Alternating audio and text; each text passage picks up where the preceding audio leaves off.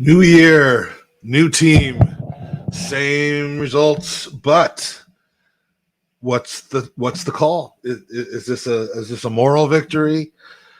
I hate saying that. Is this a were we robbed? Did we let ourselves down?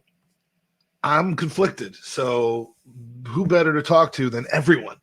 It's an open mic show, the first one of 2022. The Gooners podcast, season 6, episode 56, I believe. Can't keep track, but this is a tough one to take, and so we're gonna pass it around to the open micers. If you want to come and join us, it's gooneropenmic.com. We've got a lot of returning open micers in here, but we've got someone who I don't believe we've spoken to before, so we're going to start with him. He goes by the name of Glitch, and we'll find out a little bit more about Glitch. And here we go, my friend. Where are you calling from? I'm calling from North London. Can you hear me? Yes, absolutely. From North Yeah, cool. London. Are people walking past your flat or your place disappointed and gutted, or are you not that close?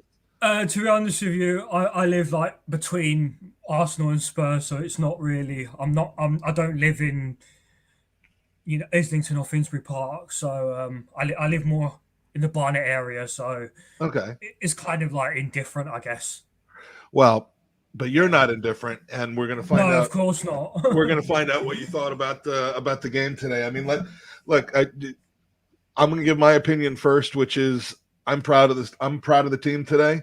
It wasn't a perfect performance, but it's. I mean, I saw some things out of this club today that I haven't seen in a long time. Some fight, some again, it wasn't a perfect performance. There were mistakes made, and there are certainly blame to pass around. But I'm seeing a team that's starting to find itself. But Glitch, you're here. It's the open mic show.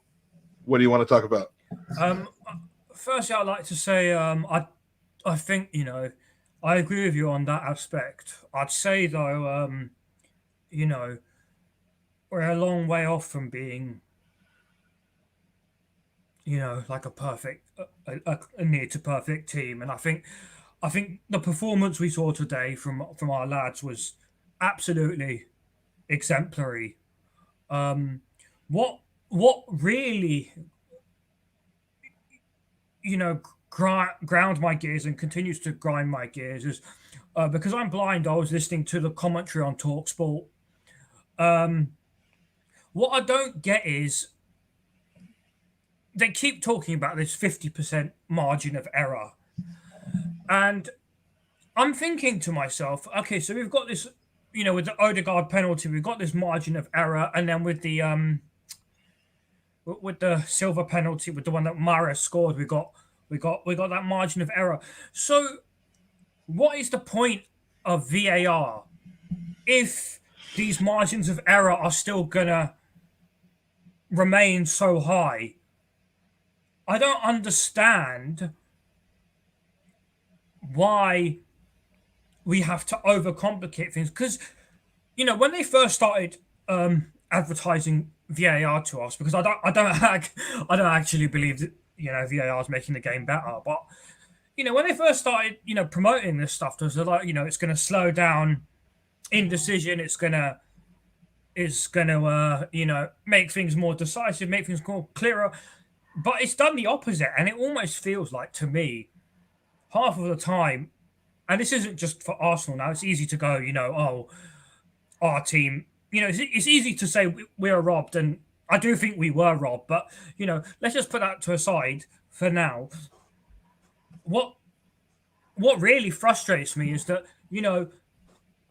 games in general have become a drag to watch because of this. Oh, the referee has to go over to the screen to check it, and then Well, then they decide, and it's like if it's such a fine margin, then why not go with the initial decision?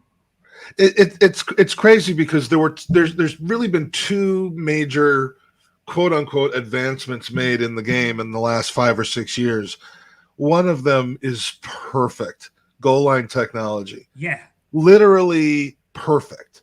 Yeah, and it the is. other has made the game worse. And I'm not the guy who says, oh, we shouldn't change the game because it's been 150 years that it's been played exactly the same way. And if you can make the game better, if you can make the game fairer, if you can take out things that in a sport where one goal, one called back goal, or one given goal can make hundreds of millions of pounds of difference from one team to the next, you want to get it right. And VAR, I mean, it just, if there was some sort of independent thing that compared the results with VAR to the results in the 5 years prior to VAR, I've got to think that more missed calls have happened with the video assistance than without it. And again, this isn't just an Arsenal supporter whining that VAR is against us, because that's an argument that you could have if you wanted to, Yeah, because yeah. it's No. I it's still don't. run by humans. Yeah, That's the thing. yeah. But so Glitch, I mean, do you, VAR aside, um, the first half and the second half couldn't have been more different in the sense of the team's ability to avoid making mistakes. Well, actually, I thought at the beginning of the second half, before uh, we lost control and the ref lost control, I thought we started on the front foot really well. I thought Martinelli needed to put that chance that he had in. But then, there was a rapid disintegration. This is a common thing with Arsenal, isn't it? That, you know, sometimes it is that, we start well at the beginning of the first half and then we start to fall apart. Today, it was the opposite. We were kind of like a little bit passive in the first 10 minutes. Then we really started to go on the front foot. We really started to press them. Martinelli was incredible. Sterling was literally afraid of him. And then, second half, we started off pretty well, for the first 5-10 minutes. And then, yeah, as you say, it couldn't have, it was a contrast between night and day. And I do wonder why that is in our team that, we tend to disintegrate really quite rapidly. I mean, look, if this was a different opponent on a different day, I think we would have been able to close that game out. And we'll get into some of the controversial decisions. We're gonna move on to the next person in the red room, but appreciate you coming to the open mic. It's always good to break a duck, and appreciate you coming on. Hope that you'll come back on again. Yeah, cheers. Next time, and here's the duck break for you. That was a duck breaking all over the floor. So, all right, mate. Appreciate it, and we'll see you soon. Yeah, cool. Nice one. All right, take care. All right. So, first of all, the best part of my year, and the year is only 11 hours in, but the best part of my year so far was 2 minutes into the game, seeing my son come up from the basement after about an hour and a half of sleep to watch the game with me. If you don't have a son, or if you don't have a child of any kind who watches Arsenal with you, you're missing out. I don't care if you're 10 or you're 15. You need to have a kid. That's probably bad advice, but have a kid. Make the kid an Arsenal fan. Make the kid wake up and watch the game with you, because nothing could go wrong as long as he was watching the game with me. But I did say at halftime, after that first half, I said, you know what? I've enjoyed this first half so much that if we end up somehow losing this game 2-1, I hope to be able to find the positives in it, and I think I can. Now, can Dean? We'll see. So, Dean, are we finding positives today at all, or do we want to rail on Gabriel, on Xhaka, on Martinelli? I mean, there's a lot of things we could complain about, including. Did I mention Xhaka? I think there are actually a lot of positives, and I'm going to try to go against the grain and not rail too much. I think I got most of my moaning out on Twitter already, so hopefully. Before we go an hour after the game, exactly. It's that was a because very if we good went idea. right after the game, Sophie would take all of our open mic. I mean, you need to watch Highbury Squad after the game, because it was incredible again today. Maddie, I think, is in the chat saying he couldn't bear to watch it because there's some predictable anger. But you know what? After a game like that, you should have the full range of emotions. But yeah, so Dean, lay it on us. How you feeling? Yeah, not as bad as I did an hour ago. Like you were saying, that hour helps out a lot. I'm going to take a little bit of heat on myself as well because I'm not as dedicated as Jared and Jake and you guys. I had my alarm set for 6:30 after about 2-3 hours of sleep. That alarm goes off, and I was like, nope, can't do that. Then I wake up again at 7:30, see we're up 1-0 at halftime, and I'm like, okay, well, maybe I can do this. Oh yeah, I got to get in on some of this. So it's your fault then. Exactly. You were doing so about the fine until you 50th turned the minute, game I on. turn it on, and no joke, within a minute, Silva gets his penalty. I turn it off. I'm like, nope, I'm not going to do this. And then within 2 minutes, Gabriel gets sent off, and I'm like, oh my God, like, what have I done? I've opened Pandora's box. So, no, again, it's going to be easy to rail on all those decisions. I think the big thing is inconsistency, right? If Odegaard's not going to get his looked at, how are they overturning the Silva one? And that one just leads to all those other events. If Silva never gets the penalty, then Gabriel doesn't get his first yellow, so he probably doesn't get set off. And it's a completely different game, obviously. We're either, on track to win or at the very least get a draw, which I still think we're extremely unlucky not to at least get a point. The positives are Man City are, now 11 points ahead of everyone, and we went from a 5-0 defeat, 4 or 5 months ago to there's only we got one direction robbed. you could go from that, really. Yeah, to us, legitimately feeling like we got robbed, 4 months later. So the turnaround from this team in the first half of the season, the last 3-4 months is amazing. And like I was saying on Twitter, if the team can kind of galvanize and come together and get over this and move on like they have been the last couple months, we should be in a good spot. So there's been a few games where things you still kind of feel like we've taken a sucker punch, and the thing that I look at now is, how do you react to that? How do you react to it in game, and how do you react to it the next time you step on the pitch?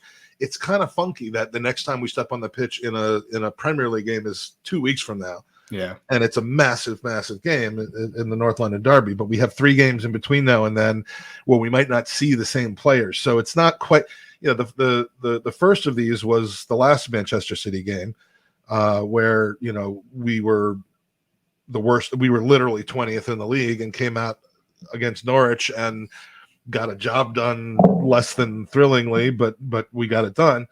The second was, after the Liverpool game, and and that was a shaky performance against Newcastle. I think was the rebound game from that. Ultimately turned out well. And the third was after the Manchester United disappointment, and we absolutely shot the bed against Everton. So, this is going to be a key month for us now. It started off better than I think that you could have expected, only because we showed that we can compete with the best team in the world right now. Yeah. And if the team can take that and say, we're improving, we were wronged, and we're going to show that we were wronged instead of sinking our heads, then I think that this could be a good thing. Until that goal went in, Dean, I was getting ready for this to be one of my, I was going to absolutely talk this team through the roof about, in a 1-1 draw, the way that they responded. I just was going to absolutely, I wasn't going to do an open mic show, first of all, because it's New Year's Day and it's it's an early kickoff, but I scheduled it before we gave up the winning goal, because I'm like, I got to talk about this performance today. This is incredible. This is amazing. And it just kind of sucks that they, that we can't hold on to even a point from it. But we're gonna keep moving around a bit, Dean. But who would you say is your man of the match today? Forgot to ask Glitch if you want to put it. I see you're in the chat, but if you want to put your man of the match, but who's your man of the match today, and who should have taken the armband instead of Xhaka at the end? So again, only seen half the game, but seen some of the highlights, and they're going to kind of go hand in hand for me. I'm going to say Odegaard for both. And one thing I really like about it is after he came off, he was tripping at the ref. After the game, he's tripping at the refs. You can tell he cares. He gives a damn. And you can tell that, a year or so into the Arsenal experience for him, he's the captain of the Norwegian team. I think he's maybe tabbed to be the next captain. Since we have some of the young guys, Xhaka is going to be kind of iffy on if they give it back. To me, if they give it back to him, but I could see Odegaard being a good leader, even though he's still young. I like that from him. He's got some grit and some fight in him. All right. Well, that's a good call. He's got a number of games of good performance on the trot, and hopefully we'll see it translate to more 3 points. Hopefully, Dean, spot in Europe.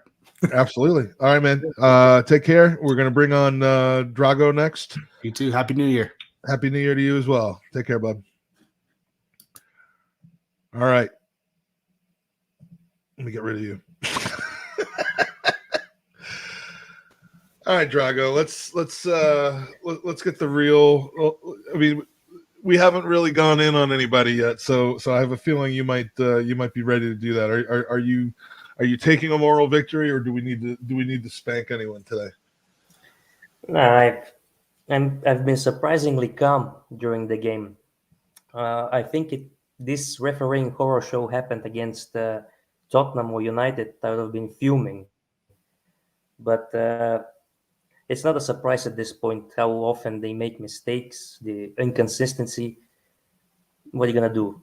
The officials ruined a beautiful game today, I believe, because we outplayed the best team in the league, I believe. We absolutely outplayed them. It's not like the cup semifinal when we beat them on the There was counter. no smash and grab today. We were the better team today. For over the 90 minutes, we were the better team. Not for all 90 minutes, but over the course of the 90 minutes, we were better. I never thought I'd say that. I was praying for a smash and grab draw today before the game started, and we nearly got a dominant, disappointing draw. Yeah, I think why I'm so calm is because before the game, I said to myself, okay, the performance today is more important than the result. The last time we played one of these big teams at Anfield, we crumbled. We played a good first half at Anfield, but then we crumbled, 4-0 loss. Today was nothing like that. Apart from two instances when we lost our heads, we were mentally, physically, tactically, technically superb. Can't fault any of the players in terms of footballing performance. Now, Xhaka does what Xhaka does. He will play a good 1 or 2 months, and then he will let you down at the end. All right, Drago, was that a penalty in your mind?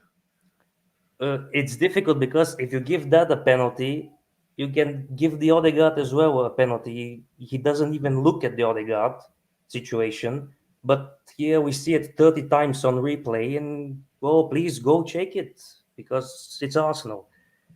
But I don't want today to be Xhaka to be the main talking point because he's done far worse things in worse moments. I don't. He really had. I mean, other than that, he had a great game. I mean, other than the play, Mrs. Lincoln, how was your evening? But he had a great game today. And look, it's coincidental that I'm starting to come around on Granit Xhaka as a person. I've put the animosity behind me. I maybe am buying into the PR campaign that seems to be headed towards him being reinstated as the full-time captain again, which is going to drive me absolutely crazy. But had a good game today. The midfield was not our problem today. He, moment of madness and moment of just being Granit Xhaka that led to, at some point he's got to know who he is and the reputation that's there. I mean, it isn't fair, but he got to splits keep his opinion. That's the thing with Xhaka, because you have the people who rate him really high. They choose to ignore what his inabilities, his weaknesses, and then you have the other side, the people who refuse to acknowledge what he brings to the side. I'm sort of always been in the middle. I can see what he brings, and I can see his limitations. They're obvious. We need to upgrade on him. I don't think it's a wise move to choose him as your number one leader, number one captain, because he's not the guy you can count on in these situations, and he's shown it. But he's a good player to have in the team, no doubt. Yeah. Today, let's go to a positive real quick. Thomas Partey, best game in an Arsenal shirt today. Absolutely, I believe so. Yes, and it's figures because he's leaving for Africa now. So Yeah. We can't have nice things that continue for a long period of time. It's you just knew that his best game would be like the last, and God forbid something happens to him during the cup. We can always, he can end his Arsenal career on a high. he was sublime today. Technical, was dominating the midfield, calm, brilliant. He was fantastic. And Bukayo Saka. I mean, the result can't take away the joy that I had when that goal went in. I mean, if you can't enjoy that and look back on it and say, you know what, game didn't turn out the way we wanted to, but that was special. That was, Manchester City absolutely having no clue what to do with Bukayo Saka. Then, I mean, we have to take those moments from these games and it's like what regular football fans do, and I say regular as in non-Arsenal football fans. You can sometimes look at a loss and say, you know what, there's some positives, there's some negatives. It doesn't always have to be, oh, we blew the game and oh, it's the referees and so I actually I appreciate your viewpoint. It's fairly sane, I just kind of wish there was a league game between now and the 16th, because there's a lot of time to stew on this and a lot of weird rotation coming in the next couple of weeks. But I'm not pissed. I'm not upset. And I thought I would be after this. So what's ahead of you in the next couple of weeks? What's you gonna enjoy the new year? What's going on in Bulgaria? Yeah, it's business as usual. Nothing too interesting to talk about here. All right. Well, we'll try to do some interesting podcasts, even though we don't have league games coming up. But Drago, thanks for joining us. Cheers, mate. It's a losing start to the season, but I think what was it? 2021 we were the second best team in the league, and right now we're the worst team in Europe. So things can change very quickly. We're all right. We're all right. We're on the right track. Yes. No, I think we're on the right track. All right, man. Take care, bud. Cheers, man. All right, next to join us is Daniel Bailey. Daniel, good to see you, mate. Hey, how's it going? It's an unexpected open mic. I thought I'd actually sleep through the game. Then my alarm went off, and I'm like, I think I tweeted some nonsense because it was the only thing I could think of. And then I watched the game, and I'm like, this is a magnificent performance. And then it just kind of all went to shit, didn't it? Yeah. Do you know what? I wouldn't actually say it all went to shit. And look, I want to get the elephant out of the room before we move on to the positives. I got to talk about this Granit Xhaka. You want to get me out of the room? No, no. I got to talk about this Granit Xhaka thing. All right, let's do it. It's actually. Do you know the thing is, right? And the reason why I am going in on Granit Xhaka, and the reason there's two reasons for it. One, he's an experienced player. So when you're in the box, you can't be pulling back someone's shirt. You can't be doing that in the box. You've got to have more spatial awareness of where you are on the pitch. And secondly, people say, oh, it shouldn't have been a penalty. It should have been a penalty. Listen, I'm not going to sit here and stick up for the officials, because the standard of refereeing in this league is disgraceful, and I'm not going to argue against that. But it's not just Arsenal; it happens to other teams. People seem to think that there's an agenda against Arsenal. It's not. It's just crap officiating throughout across the Premier League, and I just look on it and think you can't be pulling back someone's shirt in the box, because you do run the risk of giving a penalty away. You do run the risk of what happened today, where I believe if we hadn't have given that penalty away, then we would have certainly won the game. Hands down, we would have certainly gone on and won the game because we were the better team. But I've learned a lot about this team. Absolutely. I've learned an awful lot in just this 90 minutes. And the key things that I want to take away from this team is that we can compete with the best. Even this group of players, if we put our minds to it, we can compete with the very best. The second thing I've learned is that we just need to keep our heads in difficult moments, which I think everyone will agree is still a learning curve for this group of players. 90% of this team are still young. They're still learning. And the third thing is, I do think we're on the cusp of beating a big side. And actually, I think the best thing that could happen now is put this same group of players against Liverpool on Thursday. Show faith in this group of players and go, do you know what, right? You lads go out there and right the injustice of today, because adversity creates hunger in football. And I do genuinely believe that the adversity we suffered today with the refereeing decisions, with the fact that we shouldn't have lost the game, we can put that right on Thursday. Yeah. And we can go out there and get a result, because we need to bounce back. I think that's a brilliant point. I mean, what I was saying about, kind of being annoyed that there's not another league game for a couple of weeks, you've just basically named it. It doesn't matter that it's a league game or not league game. We need to go out and rectify this and say, you know what, we almost pushed the ball over, and we almost pushed it over the line against City. We're feeling a little bit hard done by, and we have another big team. Look, they may not play all their best players. In fact, we know that at least some of them will be missing, as will some of ours. But a statement against Liverpool on Thursday in a cup semifinal is massive, and for the mentality of the team. Do you know the thing is as well? I looked at this season, and actually, I heard after the game when the dust settled a little bit, and I think my disappointment comes from the fact that we played so well, and we got nothing for our effort. That's the disappointing thing. Like, countless times we've come up against big sides, and we've come out of the Emirates or come out of the Etihad or come out of Anfield or wherever it is. We've come out feeling violated. Like, literally, you come out and you're like, Jesus Christ, I feel like I went for a prostate examination. Do you know what I mean? So, like, I knew you were going there.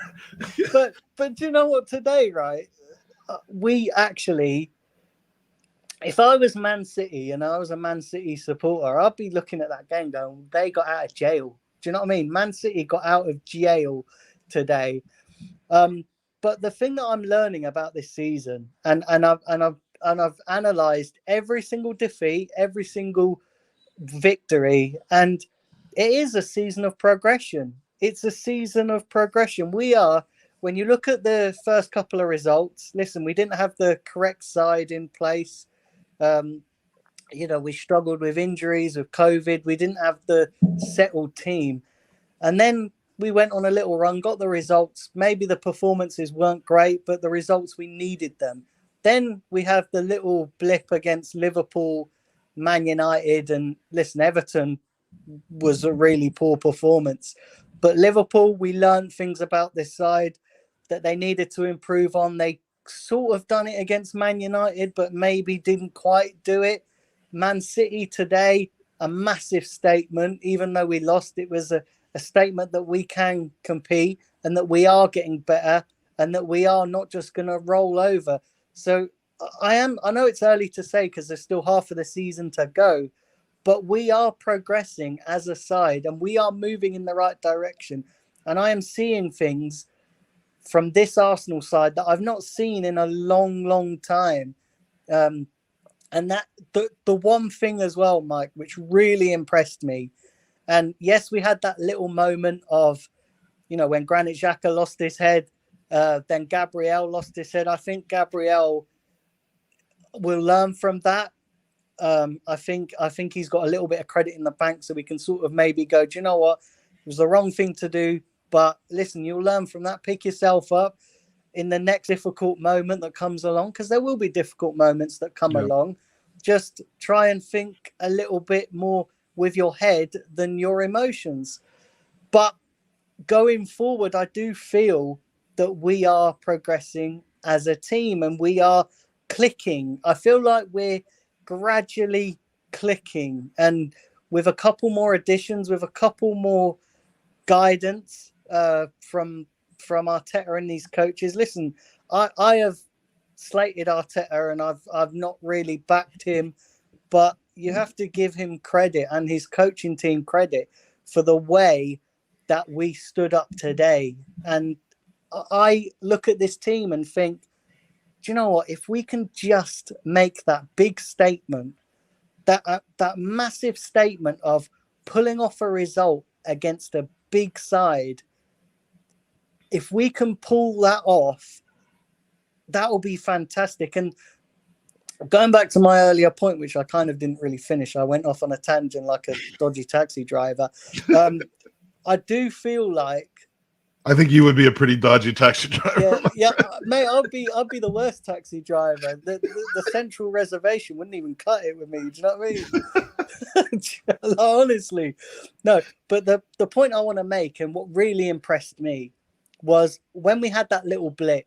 After it, we didn't just crumble and go, do you know what? The game's finished. We'll let Man City have it all their own way, even though they won the game. And look, that goal was a sucker punch. That was an unlucky thing to happen to us, because I felt that we deserved the point. We dug in, and actually before they scored that goal, we was creating chances even with 10 men. We didn't show fear. Yes, we soaked up a lot of pressure, and yes, they were on the front foot for the last 20 minutes of the game, but it wasn't one-way traffic. I mean, we had opportunities. But Mike, we soaked up a lot of pressure. But when you look back at that last 20 to 24 minutes, Ramsdale didn't have to make a meaningful save. Like, not any moment in those 20 to 24 minutes did I think we're under the cosh here, we're under pressure.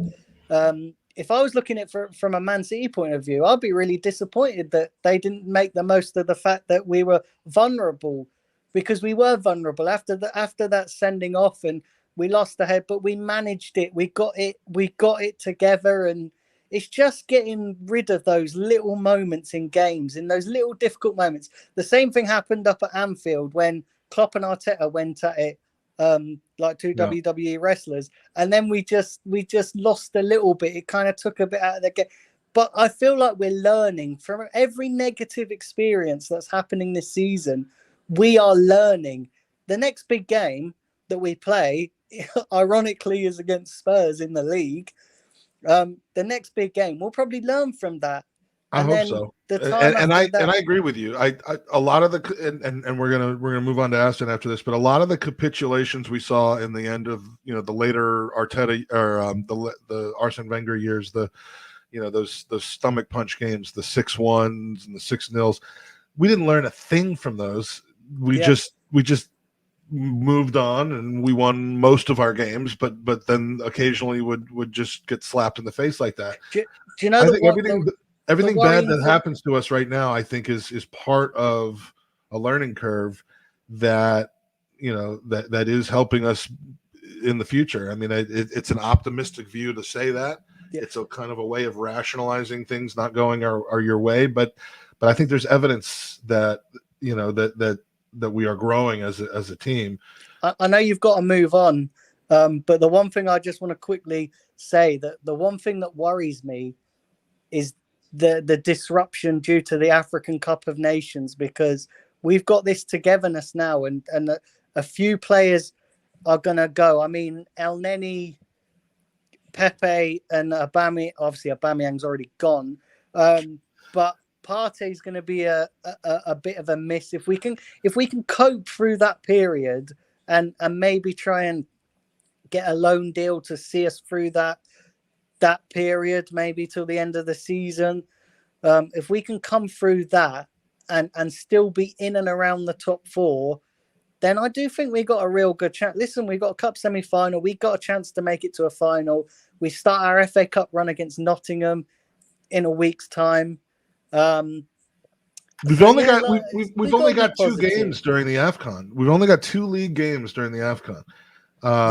And you know, after Spurs, I think it's another 2 weeks before we play in the league again. And so I'm not overly worried about AFCON, but you know, that was before I saw Partey's performance today. Now we're gonna miss him, but we're gonna move on to Aston. Daniel, take care, buddy. Hope to see you after the next game, and Happy New Year, my friend.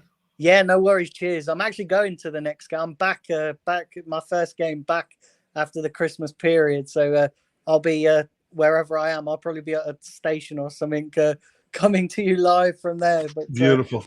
Well, yeah, thanks for having me on. I hope that you will join us from there. Maybe grab Hoggy and make him come on. Yeah, definitely. All right, my friend. Take care, bud. Cheers. Thanks, Mike. Aston. What's up? How you doing? My head hurts a little bit. I'm starting to get tired. I'm starting to wonder why I did this today after I had said I wasn't going to. But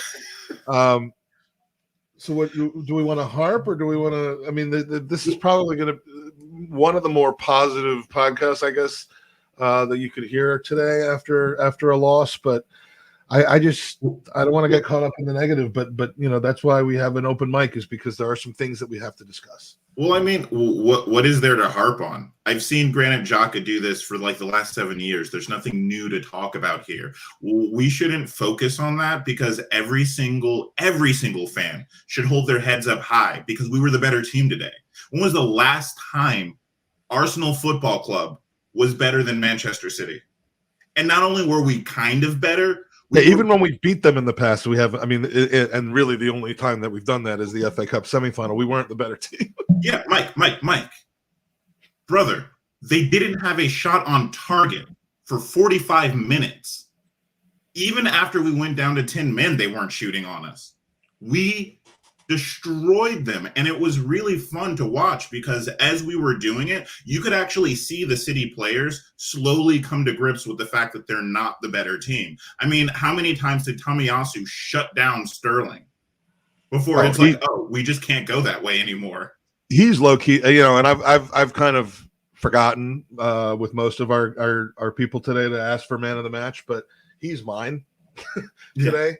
I mean, to come back off of COVID duty or whatever you want to call it, and put in a performance like that today. I mean, my God, is he that much better than whoever would replace him in that position? Hell yeah, he is. Yeah, he's absolutely another level. And I just want to point out that, like, you know, when Arteta took this team over, it was right after that Emery defeat at City. Remember when like Pepe and Aubameyang were just walking around the field? We took a team from that to this. Like, you have to, and it's just from a bunch of players that nobody's heard about. Nobody knew any of these players, thought anything of these players. We were crying out for what was that guy that went to fucking Tottenham? Yeah, Emerson. Yeah, Emerson. Yeah, I think is his who cares? And Sky was literally making fun of our transfers on television. And now look at us. And you have to credit the manager, you have to credit the staff, and you have to credit the spirit that's going straight through this team. I mean, we went from being resigned about this game to being furious that we lost it. And not just because we kind of should have eked out a win. I mean, we should have won this game comprehensively. And Partey, you want to talk about great performances, and man of the match to Tomiyasu, maybe, but Partey walked on water today. Yeah. I mean, he was absolutely unplayable. He played so well that I actually would argue, I don't think Xhaka really played that great, but he played so well, he made this entire team. He put the team on his back. I mean, KDB, who's that? Yeah, I honestly didn't even see him today. Yeah. Other than that red hair just like flopping around, but like the midfield finally today was the shining, was the shining portion of the. I mean, our attack was fine, certainly, in the lead up to Saka's goal. But I mean, today the midfield bossed him, and it just shows you how important that midfield is. In contrast to how we've seen it in the past, where it was like we just couldn't connect the back and the front, and that's why we dropped points.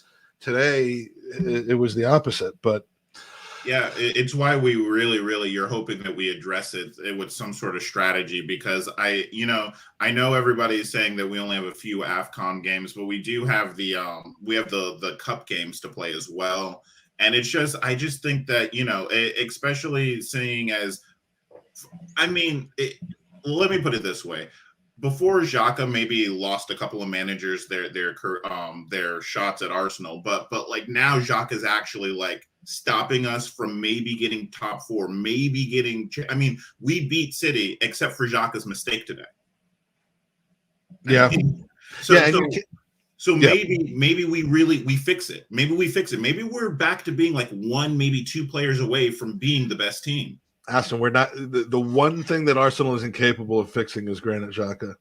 We're not going to fix him, and we're not going to replace him. He will be here until we die. Arsenal till I die. I'm going to die before Granit Xhaka is not wearing an Arsenal shirt. If you ever see him play for Borussia Mönchengladbach again, please talk about it at my funeral, because I will have passed away. While we're shouting good performances out, because that's what we're going to focus on, are the good, because forget Xhaka. Like I said, it is what it is, man. Martinelli. Okay, we're going to focus, like Saka, definitely our best attacker this game. They could not take the ball off of him. I saw 4 City players on him, but Martinelli, oh my gosh. Like miss though. I mean, it's so painful that he missed that. I can't. I just that. I mean, you can't call the guy, a failure in the game because of that. It does have a massive impact on the result, but beyond that, 100%. I mean, he's a game changer. He is. I mean, he's the first name on the team sheet for me right now. He's so explosive, and the biggest thing is, if you actually look at what is he doing that's super well, it's his interceptions and pressures into positive carries. Like, he wins the ball back and runs up the field. Like, that's what he does, but he does it at such a high level. It's a little bit like the Alexis. Remember when Alexis used to do that and just run up and down the field? It's that little extra zest that you kind of need. Well, and I said on a podcast earlier this week that the difference between now and a year ago, when he got limited opportunities, a year ago you saw that same work rate, you saw that same attitude, and that same that just crazed running around, but it was kind of aimless. And now it's so, he picks his spots perfectly. He's so much more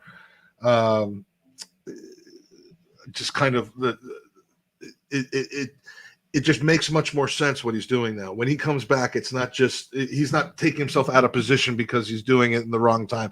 He's doing it at the exact right time, and it leads, like you said, to forward carries. So, look, I mean, I really want to see this team play again. What's our next game? Thursday?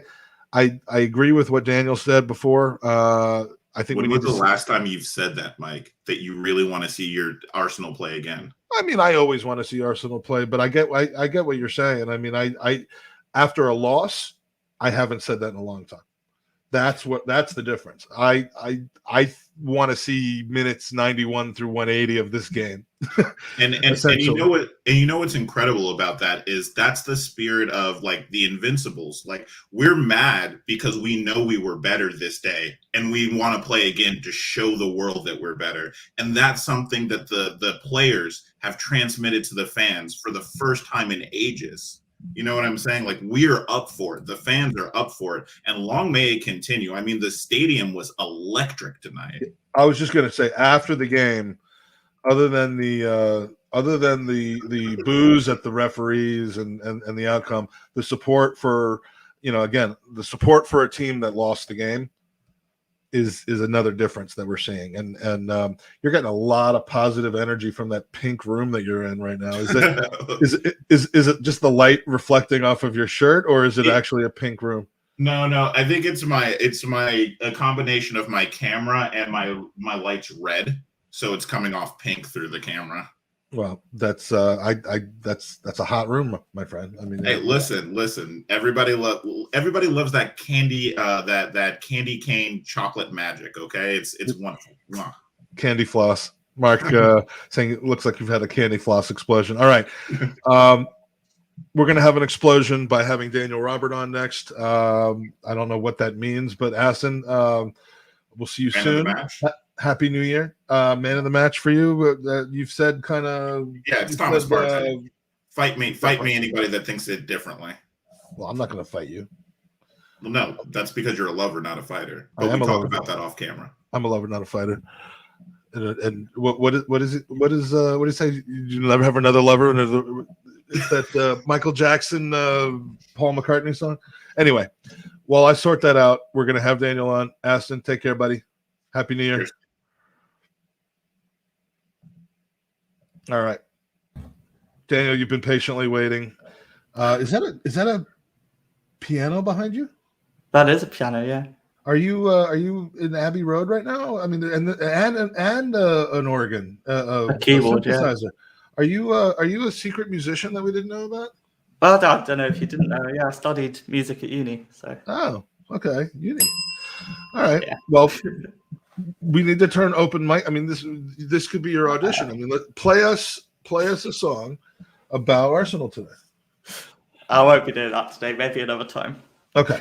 Well, yeah, we would involve moving your camera, exactly. and we would have to do all this stuff. All right. Yeah. So who have we not talked about today? Well, there's a few things I kind of wanted to talk about.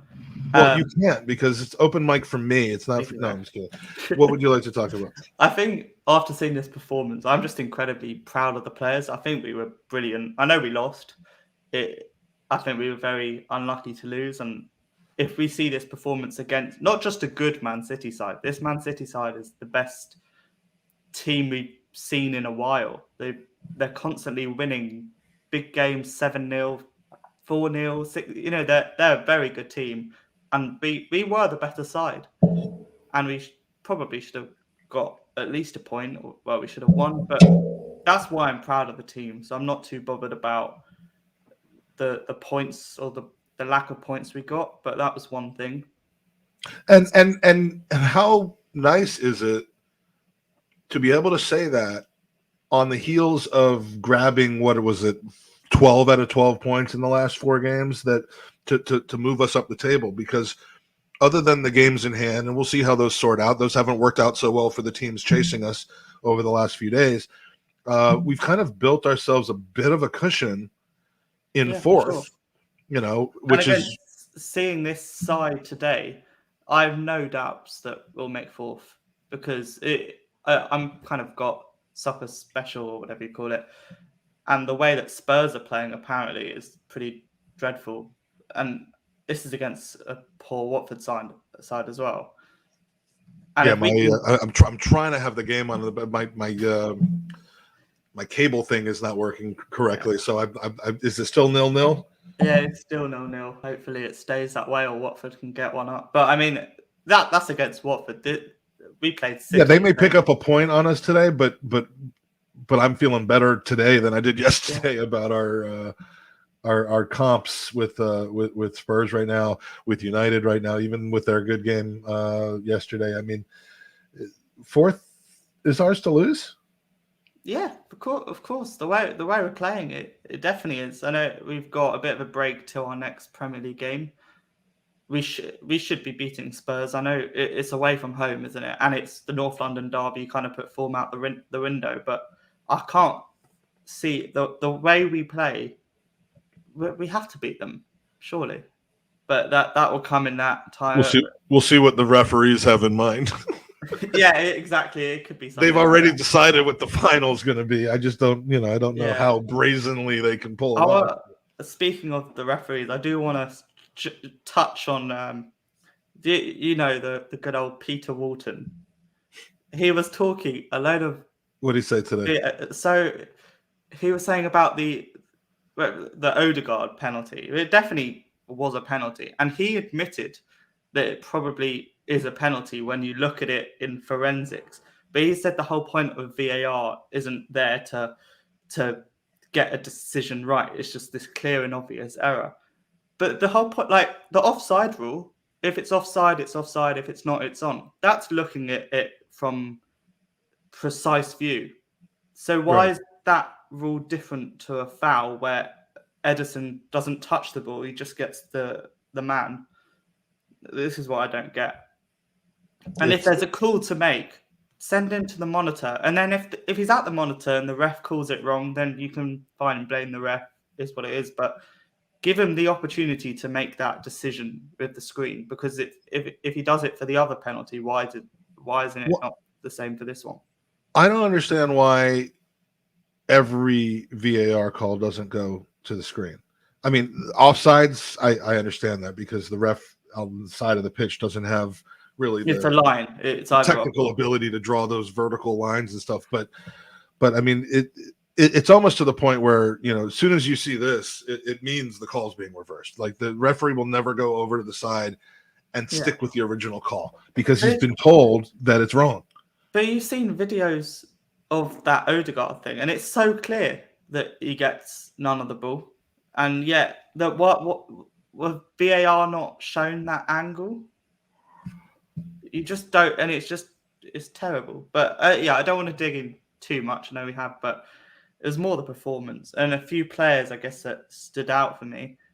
Someone that hasn't been mentioned yet, I thought Ben White for our goal actually did very well in terms of winning the ball back. And yeah, I mean so many of our goals in the last, you know, our 19 goals in the last 4 or 5 games have been from a midfield tackle, whether it's Tomiyasu, whether it's Odegaard, whether it's Tierney, had one in the last game. They've seemingly all started that way. yeah. And that is something that we haven't seen from this team in a long time is you know, when the possession starts and the counterattack starts from there rather than from our own end. So, and the amount of trust that I have in Bukayo Saka, that whenever he gets the ball, he's going to make something happen. And in that first half, I thought he was just phenomenal. Yeah. You see it all the time. I always expect a good performance because that's just who he is, and he's 20 still. Imagine if maybe he'll go off to City, who knows? But imagine if he's still our player in 5 years' time at 25. He's just going to be on another level. Yeah, I mean, how he can't have peaked yet? He's too young to have peaked. And he's playing at the moment like he has peaked because he's that good, and it's just exciting to see what could happen with him. And I guess, yeah, one of the last things I do want to touch about is our good old friend Granit Xhaka. It's just why give the referee? I want to like him now. Like I really want to like him now. Well, and I'm buying into this PR shit between the Amy Lawrence article, which was fantastically written. You know, Amy Lawrence could tell me that fecal matter tastes good, and I would start to be like, well, you know, maybe I'll give it a try. You know, she's that good of a writer. But between that and you know, setting up our friend Jack with tickets today so that he could watch him lose the game for us, you know, the guy's clearly a good guy. But so I've always said, you know, my issue with him is personal. It's not his play on the pitch. So now I'm going to go completely the opposite. I'm going to be like, you know what? I think he probably is a pretty good guy now. Maybe a little misunderstood, but God, he sucked. The problem is that in that moment, he had a good game, but then just you can't have a 9 out of 10 game and then do something like that. You pull a guy's shirt, you're giving them what you need. And it's time and time again. We'll see a brilliant performance from Xhaka, and I think he's part of the reason why Partey looks quite good in the midfield. I think Xhaka does help him, but constant 9, 8 out of 10 aren't good enough when time and time again, 1 in every 5 games or whatever. It's about 1 in every 5 games. That. It's exactly And what it it's is. not good enough. And if I was Edu or Arteta, transfer window's open, sign someone tonight. Why not? It won't happen. It won't. I've never been more sure of something than that Granit Xhaka, when fit, will play for Arsenal. He will. And now I think we're gonna, I mean, we're one Lacazette injury away from him basically reclaiming the armband, which is sickening to me as well. But we got a few more people we wanna bring in. So Daniel, always good to see you. Happy New Year to you. Yeah, Happy New Year your to family. you, everyone. In this pod, yeah. And take a take a video of yourself playing some music and send it out to us. So it's all out there on YouTube. Well, all right. Well, I'm gonna start. Everyone, search for it after you're done giving the Gooners versus Cancer. Go search for Daniel Robert music, and we have talented Gooners in our audience. So all right, man. Take care, bud. See ya. Cheers. All right, Daniel. You've been patiently waiting. You've been waiting. You've the probably longest. been sick of seeing the name Daniel. Well, yeah, we have two main audiences, and I hope I don't get canceled for saying this. We have Daniels and we have blind people, and we love both. But this is the podcast where everybody gets their say. Yeah. So Daniel, what do you? I mean, I don't even.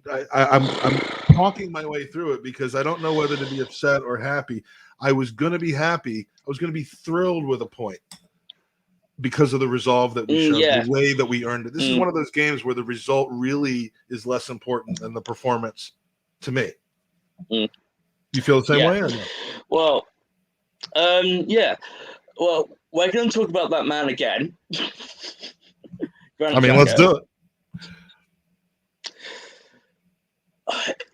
If he doesn't grab Silver's shirt, nothing more gets much done about it. I don't think that there's a penalty there all day long. It's like, yes, it's a dive, but once you give them the impetus to look for the pen by grabbing their shirt, it's gonna happen, right? And as soon as I saw that, I was like, oh, he's done it again. He's done it in big games for us, like most of the time, and I'm sick of it. And once they scored that penalty, it riled us up, and heads went with Gabriel getting sent off. But 60 seconds later. 60 seconds later, he gets sent off. But yeah, no, carry on, please. Well, I was going to say heads went in a way. I mean, you've just described kind of what happened in sequence, but then for a good 20, 25 minutes, you saw a very composed performance. Maybe I'm just too hung up on what happened with we've seen heads go for this team. Heads went in the Wolves game last year after that penalty to David Luiz that was where he pulled a leg hair from the guy and heads went. Leno handling the ball out of the box. We suddenly can't play today. I'm not coming at you for saying that because I agree. We did capitulate in a way and couldn't hold the game out. But I think that in the face of adversity, which part of it was self-caused adversity, part of it was bad things happening to us. There's no disputing that. Yeah, I am proud of how we played today. On the whole, I am. But it's just when that happened, I was like, oh no, not again. I felt that way when we played Everton. Something was going to happen, and a few players that really played well for me today were Partey, obviously, Tierney, Martin. Nelly played really well, but it's just the one thing that I wish we signed N'Golo Kante because that we'd have we'd have won the treble if we had signed him at this point, I think. But yeah, it's just he doesn't grab a overall, guy's we shirt have a in the good box. performance. N'Golo Kante doesn't Yeah, grab exactly. dudes' shirts. Yeah, like you shouldn't do that regardless. And like you'll get people saying like it wasn't a penalty, but when you do that, it's and like he kept holding his shirt, weren't he? Yeah, Look. I mean, it wasn't even. Yeah, like till he went the whole way down. So, and then like to go go no, you can't. Well, and if there's, Sorry. I mean, if do you think if Tierney did that, they would have gone to VAR and called it a penalty, or do you really just think like? I mean, yeah, Jacques had done. Yeah, yes, Jacques had. I mean, I'm all about like fair play, but maybe it wouldn't have like gone. But like Jacques' reputation precedes him, right? And as much as that sucks, he needs help. to know that. He needs to know that if he pulls back a player at midfield, he's going to get a yellow or a second yellow. If he does that in the box, he's going to give up a penalty. Yeah, and like for me, like Jacques, he was having a good game up until that point, but then Partey like makes him look good, really. Overall, like yes, I'm proud of the lads and of the performance, like really proud of that. But it's just that one niggling thing, because if that doesn't happen, we probably win today, because we played them off the pitch like it was there for the taking. And well, and I think that's been the common thread is that we did play better than they did, and to be able to say that, I think, is more important than to have those 3 points in the bag. Every 3 points is going to matter. We could be looking back at this at the end of the season and say, this was the game that cost us. Not. But I don't see that. I don't see that. All right, Daniel, we're going to move on. Yeah. Thanks, bud. Happy New Year to you and take care, mate. And to your family and you, mate, and to everyone else who's took part and everyone in chat. Yep, it's Gooner Family. 2022 is going to be dope. I don't know what that means, but yeah. All right, buddy. Take care. All right, we're going to finish off with a Richmond duo. We got Colin and Tom in the hizzle. Hey, Colin. Have What's you guys up, met Tom? yet? Yeah. You guys hang out at the pub together, right? At Gus's? Yeah, it's been a while, but I met Colin. I think it was first game of the year. Yeah. I just moved, a couple months before this most recent season started. So I think you came from LA. Mm-hmm. You guys gave Gus's the day off today, didn't you? Yeah, if I remember correctly. Yeah, I actually ran into the bartender last night, and I said, "Your ass better be here at 6:45," and he said, "No fucking way." So I luckily woke up. I woke up at 6, and all I could think about obviously was the match. And I had a friend coming over, Joey Chapman, and we watched it here. And did Joey matriculate his way over to your apartment? This is Dirt Helmet on Twitter, different Joey.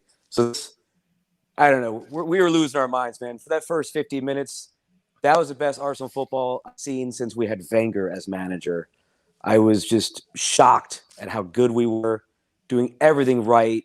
If you would have if you put different uniforms on the City players, you would have thought, man, this is Everton or somebody like that. Like, they were not themselves. And it was to the point where if someone would have said, like, what if they bring on Grealish? I'm like, I don't give a shit. Bring on Grealish, bring on Mbappe. We were bossing them, man. For 50 minutes, they were nowhere. So I'm taking that away today. That first 50 minutes, man, incredible. The Tierney pass to Saka, wow.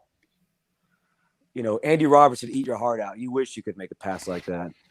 Yeah, I mean, it was a class performance, so we need to put that in the bank, watch that over and over again, and learn from it.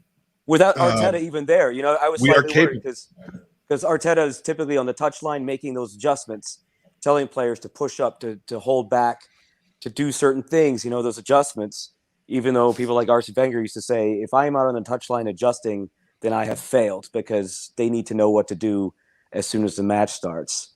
So we were, oh man, just excellent. I was really, really happy up until, and Colin, I guess Colin, did we miss a trick by not having Arteta on the big screen telling Xhaka not to do anything stupid? Because had he done that, Xhaka surely would have listened, right? I get the feeling that Arteta watching that game, Xhaka's penalty is probably the last thing on his mind. He's for Xhaka, that really wasn't that bad, if we're being honest. One-on-one defending in space has never been his game. I'm not saying he had a particularly good game, because I thought he was pretty average, but that penalty, especially how many times it had to be reviewed and how kind of soft it was anyways, that one didn't get my blood boiling, to be honest. But I'm the same as Tom. I feel way more positive than negative, having a little bit of time after that game. When you think back on like our last 5 or 6 games and how we've kind of made every team that we've played look bad. We made Southampton look terrible, and they held their own against Tottenham last week. We made West Ham look bad. We obviously made Norwich and Leeds look really, really bad. And now we've made Man City not look that good. I think most people would agree, almost all of the neutrals would agree that we were probably the better side just in terms of performance. And so it's starting to become a trend. It has to get to a point where you got to stop saying, yeah, but this team had an off day, to just, oh, no, maybe Arsenal are a good team. Maybe we're just a good side now. And that's the feeling that I get. And so we haven't really had one of these types of games this season where it feels like the performance that we put out is not reflected with the points that we got, and we feel hard done by VAR and the refereeing and a couple moments of boneheadedness from a couple of our players. It's been a while since we had a game like that. So if you're gonna have a game like that where you get the performance, not the result, I'm gonna have it against City. That would be the team that I would want to have this happen to us for the season. So yeah, and again, if you're taking 9 out of every 12 points that's on offer, you're going to finish 4th. Yeah. In fact, you might finish better than 4th if you're taking 9 out of every 12 that's on offer. And since August, I think we have done that. I mean, I don't know what the ratio is of points to games, but I'm pretty sure we've taken 3 out of every 4 games. We've gone through, these 4-game spells, with 3 wins and a draw, with 3 wins and a loss, and there's every reason why we're in 4th place at this point, and we banked a lot of points in the last couple of weeks to allow for this not to be as devastating as it otherwise would be. And that's when you look at this, the season as a whole. You don't look at 45 minutes alone, or Tom just couldn't control himself. He had to, it's January 1st, it's 11:45. He had an appointment with himself, if you know what I'm saying. Now, Tom, did you just lose control of your body at that moment? Okay. Anyway, so I'm back. I'm supposed to. We go yeah. ahead. No, it's a completely off topic. Someone's trying to get a hold of me and like, can you do this? Like, no, I can't. And now they're trying to call me. So anyway, booty call. Tom gets booty calls. He doesn't. Oh, I wish. No. This is a parenting thing. Oh. So. What do you call her now? How old is she? 11. She's lovely. All right, so we're not angry. We're a little frustrated. I was a while ago, and I've. Me too. and I don't, because I've a couple other people kind of hit it already on the head that yes, the refereeing decision was bad.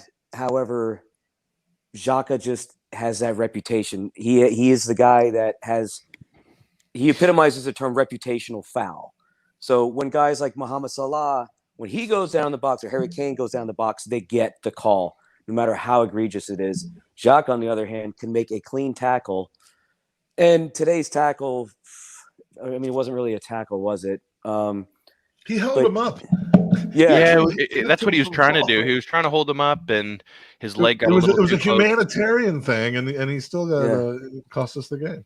Yeah, and it really stinks because if you read the rules and all that, and Raphael Honigstein even talked about it, saying that in the Euro 2020 there was a directive given to the referees that, like what we just saw, even tugging the shirt doesn't supersede the fact that the guy was practically horizontal.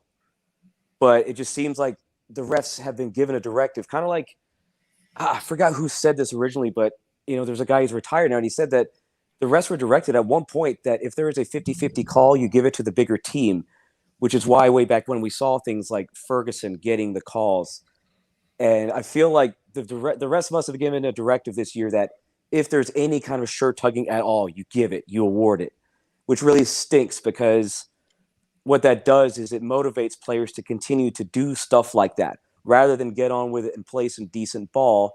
I would just be running around like this. I would be like yeah, offering my shirt to people. It continues to encourage it. And what really sucks is, A, stuff like this ruins the game. And then B, it kills off any kind of honesty. It just encourages these guys to do more of this type of dirty work. And, if you're a defender out there just trying to do the right thing, you get punished for it. And, Silva, let's not forget back in the summer, he was more or less offered, or I think City were trying to move him to Arsenal. And he said, no, I'm not going to Arsenal. And so to see that happen today, I think was salt in the wound for me, especially because for a guy that disrespects us the way he did, and then to have that result, and then to have Rodri get the goal today, because I thought he was worthy of yellows. It reminded me of years ago, and it wasn't that long ago, but Eric Lamela is the footballer I hated the most. And when he got that Rabona goal, it's not only a goal, but that manner in which he got it just makes you want to put your fist through a wall. And so for Rodri to get that goal, just like that guy, he got it. He should have gotten 2 yellows today. Mm-hmm. But there just seems to be something where the refs go, all right, we're going to award the penalty regardless of how legitimate it is. And then B, if Granit Xhaka is in with the vicinity of the crime, he's getting the yellow, he's getting punished for it. And it really, really sucks. Because I thought we were past that. Xhaka had a foul a few games ago that would have been worthy of a card, and it wasn't given. The card wasn't given. So I thought, maybe we're past it. Yeah, so I'm thinking, hey, we're out of the woods on this one. They're fine. That was the one where the tweets were like, if Xhaka had done what Xhaka just did, he would have gotten a red card. And so now we're right back. We're never past it. We're never going to be past it, even with star boys and England players on our team. It's the frog and the scorpion. He can't help himself. It did seem to me like today's result was a bit of a reputational one in that, so we've often complained as a fan base in recent seasons that our players don't fight enough. We don't chip in the referee's ear enough. We don't sort of go to bat for each other enough and dissent on the pitch. And we've started seeing that start to turn around this season, especially with, this last month or so.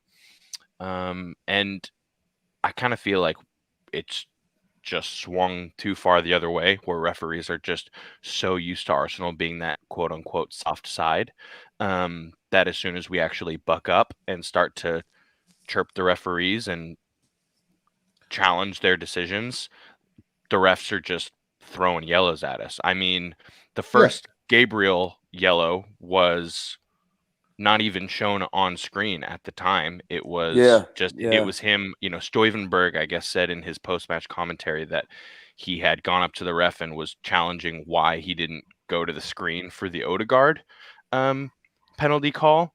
and was given a yellow for it. And the player said he didn't even curse.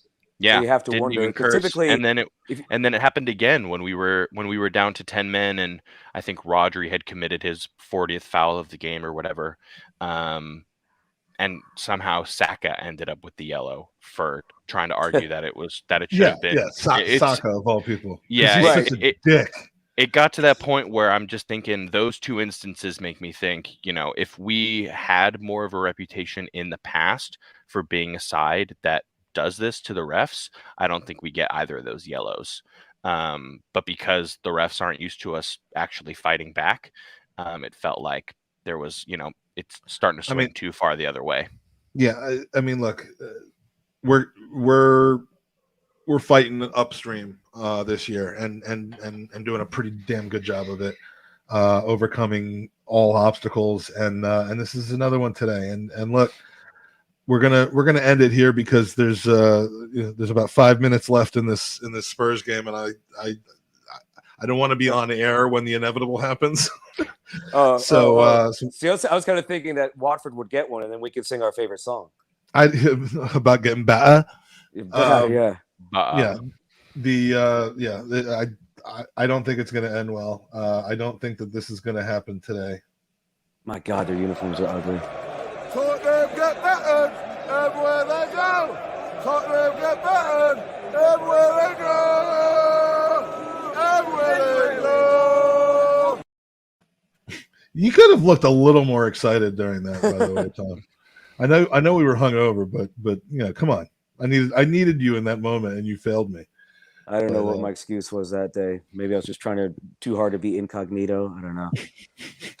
All right. Well, Arsenal fans in our midst. This has been the Gooners Podcast Open Mic Show, first one of 2022. Thanks to everybody that joined us. Daniel Robert has just said something that I haven't yet seen because shit. I'm on about a 3-minute delay. I said I wanted to be off the air when this happened. God damn it. I still haven't seen it yet, but there's a freak. I'm like in this. I'm still in 2021 apparently on my stream. Fuck. We might as well just watch this now, as the free kick is getting ready to be taken. And here it goes. This is gonna be a scorpion kick. No. I still haven't seen this goddamn goal.